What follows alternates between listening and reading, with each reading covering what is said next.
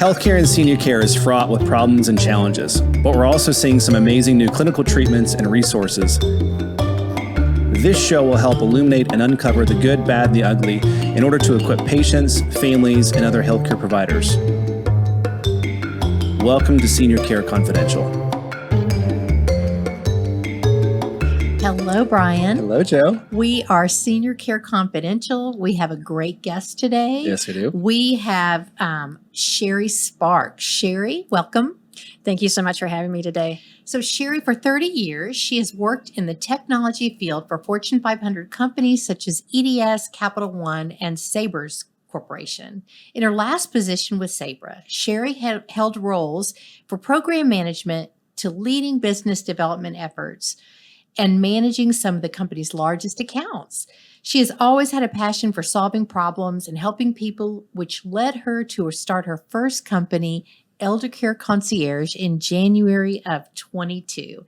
Sherry is a graduate of the University of Michigan, has lived in Dallas since 2000. Sherry and her husband, Carl, have 3 children. So welcome, Sherry. Oh, thank you both for having me today. Yeah, thanks for coming. So tell us a little bit about your new venture. How did you get started with that? What took you down this path? Sure. So with my years in tech, I was always helping clients solve problems and navigate complex situations. And when we moved my mom down from Michigan to Dallas about 5 years ago, I realized that mom needed a lot of extra care to continue to live independently. That's a new, different, complex situation. Moving mom. Yes. So I had this thought in the back of my mind of like, how do people navigate this if they're both working full time? They could be out of city or out of state, and they want to offer their parents that flexibility of still being independent in their house. So there formed the idea for Elderly Care Concierge. So it's a concierge service to help adult children manage the complexities of taking care of their parents where they may be not able to do that, whether because of location or distance. So Sherry, what do you feel our aging population looks like? Share that with us. Sure. Nationally, the numbers are quite staggering when you start to look at this. So over the next 20 years, age 65 and over will more than double to 80 million by 2040. And that's on the national numbers. So it's been predicted that basically over 10,000 people are turning 65 every day for the next 20 years. So that contributes to that 80 million. And then if you look at the state of Texas, those numbers are still pretty high. So there's projected to be 5.9 million seniors, which will represent 19.6% of the population by 2030. So that's only 7 years away, where 1 in 5 are going to be over 65. And there's been a study done by the University of Michigan of ages 50 to 80, showing that 88% of those respondents want to age in place, which means they want to stay in their home. And what percentage of those actually do? There's only about a third of those people that have the facility set up to age in place. By facility, you mean like their home, the systems around them are there to make it conducive? Okay. Yep. So whether that means in-care support, they have a 1-story house, their bedroom could have been on the 2nd floor. So now they need to look at putting a suite on the 1st floor with a bedroom and a bath, wide enough hallways to allow wheelchair or walker access. You're starting to speak my language. You know, ramps in place, if there's a couple of steps up to the front door, just those types of things that would enable a senior to age in place. Okay. Safely. Yes. So what, with those stats that you've given, what options for living arrangements for our seniors? What are the options? So, ideally, as we stated before, they want to age in place. Then there's independent living centers that are popping up, where those tend to be 55 and over, where it could have a 1 or 2 bedroom type apartment or condo for those seniors. Then people would move to assisted living if they need more help, possibly with medications and care and those types of services. And then one of the other living arrangements would be memory care. So if a person was suffering from dementia or Alzheimer's. Okay. Yeah. We were talking before the show started. There's a tech thing that you guys are introducing as well. Is that correct? Yes. So with Elderly Care Concierge, we offer 24/7 monitoring. So we have several different options available. We do have the wearables if that's something that the family's interested in for their parents, or if the senior's interested in. There's also one that has a listening component. However, I'm really excited about this product. It uses motion detection and artificial intelligence, or AI, to establish a baseline pattern of behavior for the senior in their living environment, in their condo or their apartment. And then there's a dashboard creating any baseline events above that baseline so that there's an alert. So either myself, the concierge, or the family member could then be notified of a situation where we may need to check in on that senior ahead of, when somebody else would be at the house. That's another way to enable a safe living environment for the senior. Is that kind of looking at sleep wake cycles, how active they are in the home, like during the day? And Yes. If you start, so that becomes like your baseline. We track that over a few weeks, and if we start to see that they're going to bed earlier or later, or getting up later, they're moving around the apartment less. Yes. Now we're starting to see there may be some subtle changes that are starting to happen. And if we can get to them a little more proactively, maybe we can solve some things. Yep. And it even monitors how warm the apartment or condo gets, because I know, like right now we're in the heat, right, at Texas right now. It's 100 degrees out today. But seniors, right, are susceptible to dehydration, right? Mm-hmm. And so we want to make sure that their unit doesn't get really warm, or they are running their AC. And so it will monitor temperature of the living area. Okay. It does have a sensor that can be placed on the front door. So if they do start to have signs of dementia and they don't do sundowners and, are leaving late at night, so there's a signal there. Also a sensor on the refrigerator door, so we know if they're eating appropriately. Like if the refrigerator door didn't open in 24 hours, they probably didn't eat. Yeah. Those are some of the things that can help somebody with some slight memory loss if they still want to try and remain independent. Sure. Wow. I love that. So tell us about, what does a concierge do? So concierge, I'm really excited about. This is our key offering, and they're really the personal assistant to that family.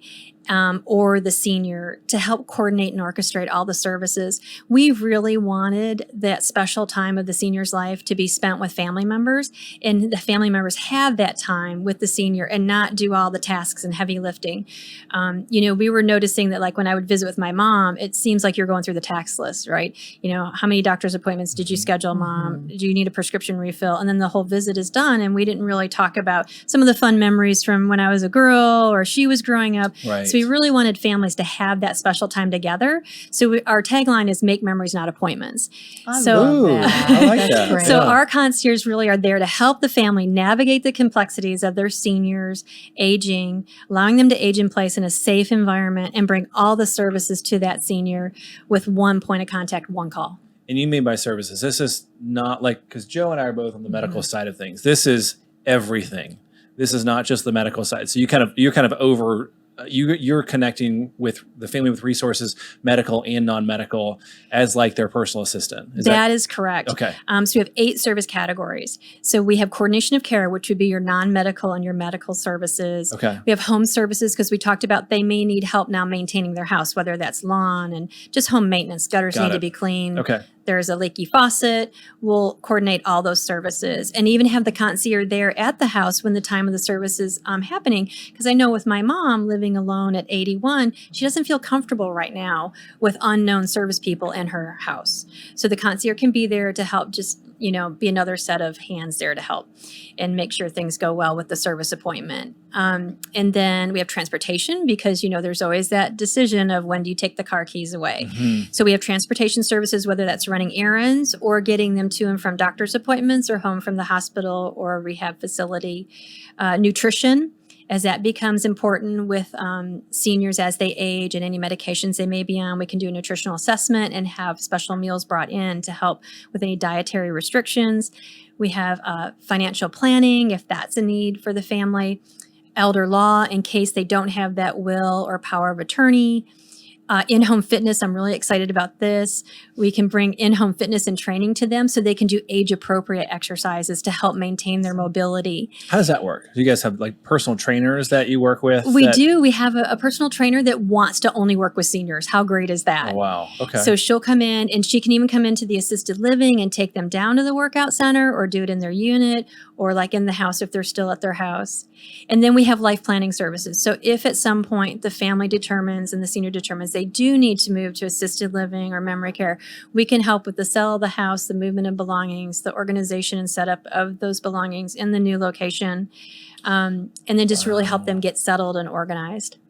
Yeah, it's Wow. wonderful. This is great for adult children who live out of town, very busy with their children, and it's a great program. It's awesome. Or even in town just to coordinate all Yeah. the stuff. Yeah. Yeah. That's fantastic. Okay. I've seen it done like on the medical side. Like you and I Mhm. we kind of play quasi social workers at Mhm. times, trying to coordinate transportation, all that kind of stuff. But this is very different because it's not just that piece of it. It's the whole thing. It's who's managing the household, from the legal stuff to the, like you said, the lawn care, those kind of things. Yeah. It's We great. want to be that trusted partner on their journey with them.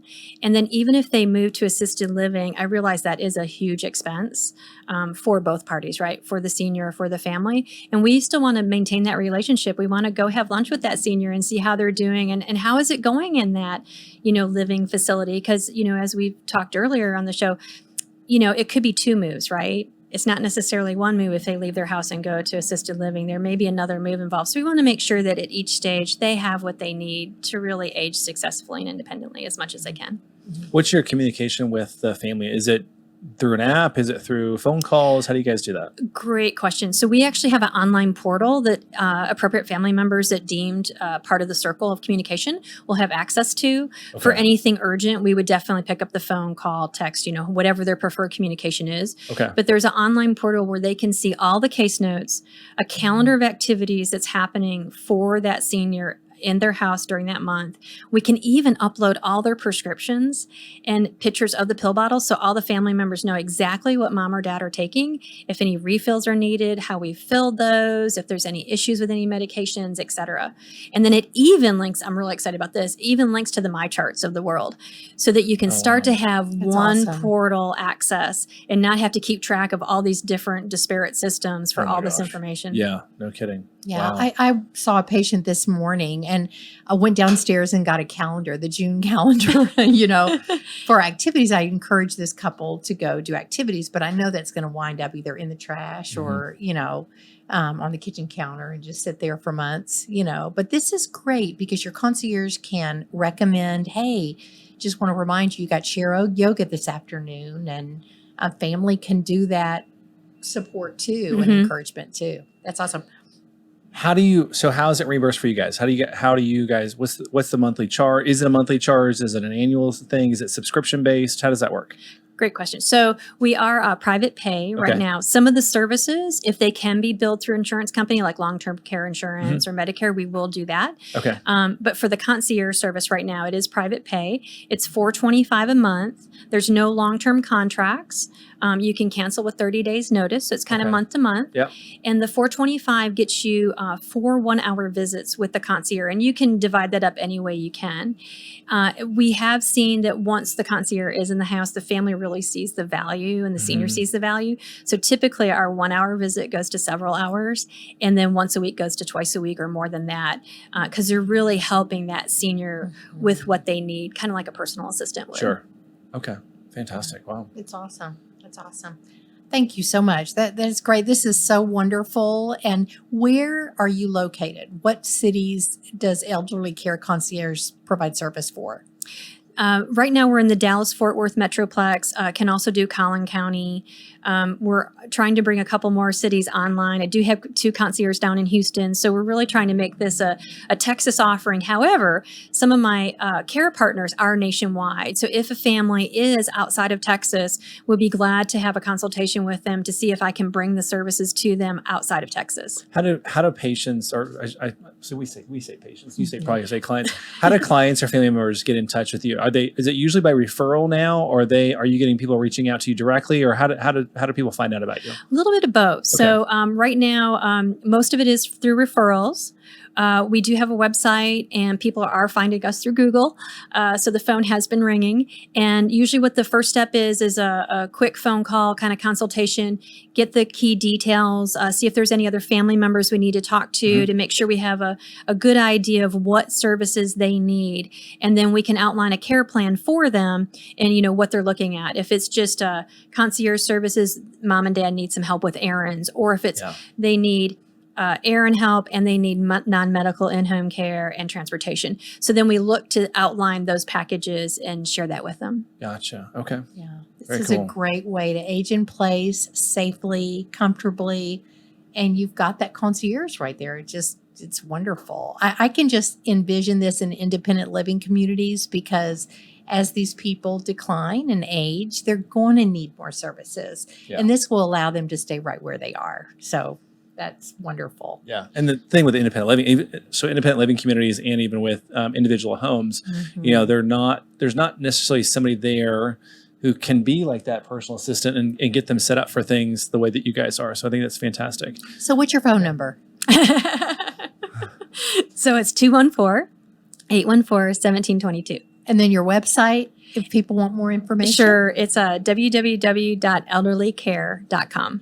Awesome. Very good. Thank you so much. thank you. And Thank you for just having me. was so impressed meeting you, and I love this service idea, and can't wait to share it with other people as well. Oh, well, thank you so much. Thank you.